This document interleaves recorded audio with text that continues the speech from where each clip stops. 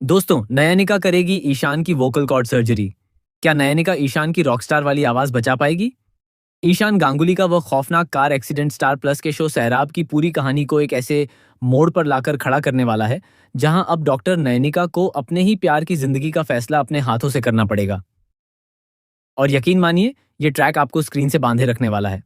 कोलकाता की एक भीगी रात में तेज एम्बुलेंस सायरन के बीच बुरी तरह दुर्घटनाग्रस्त हुई कार से ईशान को गंभीर हालत में कोलकाता प्राइवेट हॉस्पिटल के इमरजेंसी वार्ड में लाया जाएगा। पूरे हॉस्पिटल के कॉरिडोर में हड़कंप मच जाएगा। सिर पर पट्टियां, चेहरे पर चोट के निशान, शरीर पर लगा खून और मास्क के अंदर से आती धीमी सांसें साफ बताएंगी कि ईशान की हालत बेहद नाजुक है और वह जिंदगी और मौत के बीच जूझ रहा है। ठीक उसी वक्त नयनिका हाथों में मरीजों की फाइलें लिए कॉरिडोर से गुजर रही होगी। जैसे ही डॉक्टरों और नर्सों की टीम स्ट्रेचर लेकर तेजी से आईसीयू की तरफ बढ़ेगी, मास्क के अंदर से ईशान बेहद कमजोर और दर्द भरी आवाज में नयनिका का नाम पुकारेगा। ईशान की आवाज सुनते ही नयनिका के हाथों से सारी फाइलें जमीन पर गिर जाएंगी और उसका सारा आत्मनियंत्रण एक पल में टूट जाएगा। अब आएगा सबसे बड़ा झटका। इमरजेंसी वार्ड के अंदर जब सीनियर डॉक्टर और सर्जन ईशान के गले और गर्दन की रिपोर्ट तथा सीटी स्कैन की जांच करेंगे, तो सभी के होश उड़ जाएंगे। डॉक्टर आपस में चर्चा करते हुए बताएंगे कि स्टीयरिंग व्हील से हुई जोरदार टक्कर के कारण ईशान की गर्दन और वोकल कॉर्ड्स में गंभीर चोट आई है। अंदरूनी चोटों के कारण उसकी सांस की नली में रुकावट पैदा हो रही है और वोकल कॉर्ड्स के नाजुक टिश्यू बुरी तरह क्षतिग्रस्त हो चुके हैं। डॉक्टर साफ कह देंगे कि अगर अगले कुछ घंटों के भीतर बेहद जटिल ईएनटी माइक्रो सर्जरी नहीं की गई, तो ईशान की जान को गंभीर खतरा हो सकता है। इतना ही नहीं, उसकी वह सुरीली आवाज भी हमेशा के लिए जा सकती है, जिसने लाखों लोगों को अपना दीवाना बनाया है। सबसे बड़ी मुश्किल यह होगी कि सामान्य ट्रॉमा सर्जन इस जोखिम भरे ऑपरेशन की जिम्मेदारी लेने से पीछे हट जाएंगे, क्योंकि जरा सी गलती ईशान की आवाज को हमेशा के लिए प्रभावित कर सकती है। अब कहानी में एक और भावुक मोड़ देखने को मिलेगा। आगे आने वाले एपिसोड में उज्जैनी यानी टिन्नी को अपनी गलतियों का एहसास होने वाला है।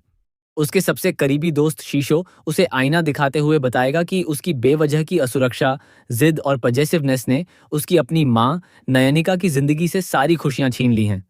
यह सुनकर उज्जैनी का सारा गुस्सा एक पल में खत्म हो जाएगा। उज्जैनी नयनिका के पैरों में गिरकर फूट फूट कर रोते हुए माफी मांगेगी।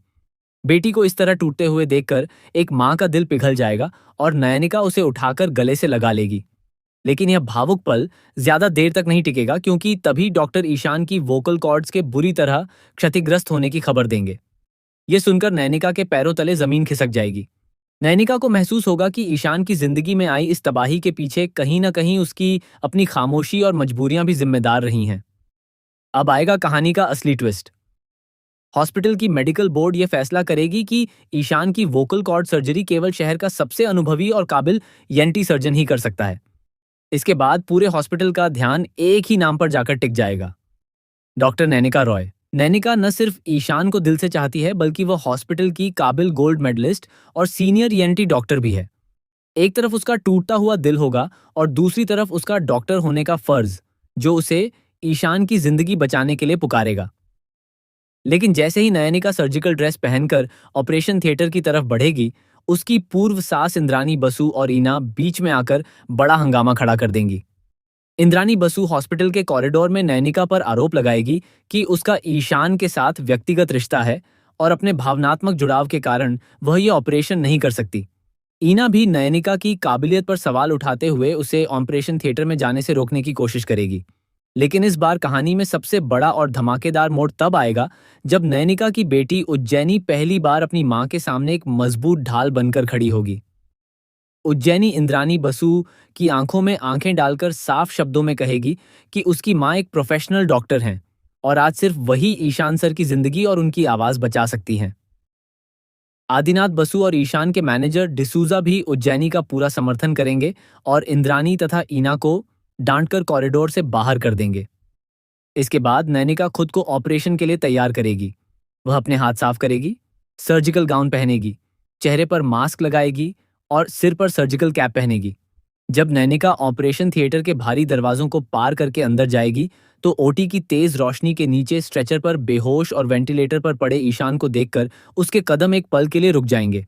नैनिका के हाथ कांपने लगेंगे और उसकी आंखों से आंसू बहने लगेंगे। लेकिन अपने आंसू पोंछकर वह एक डॉक्टर के रूप में खुद को संभाल लेगी। नयनिका मन ही मन कसम खाएगी कि जिस आवाज ने लाखों दिलों के साथ साथ उसकी अपनी उदास जिंदगी को भी छुआ है, उस आवाज को वह कभी खामोश नहीं होने देगी। वह अपने कांपते हाथों में सर्जिकल उपकरण थामेगी, गहरी सांस लेगी और ईशान की वोकल कॉर्ड सर्जरी शुरू करने के लिए पूरी तरह तैयार हो जाएगी। पूरे हॉस्पिटल में सन्नाटा छा जाएगा।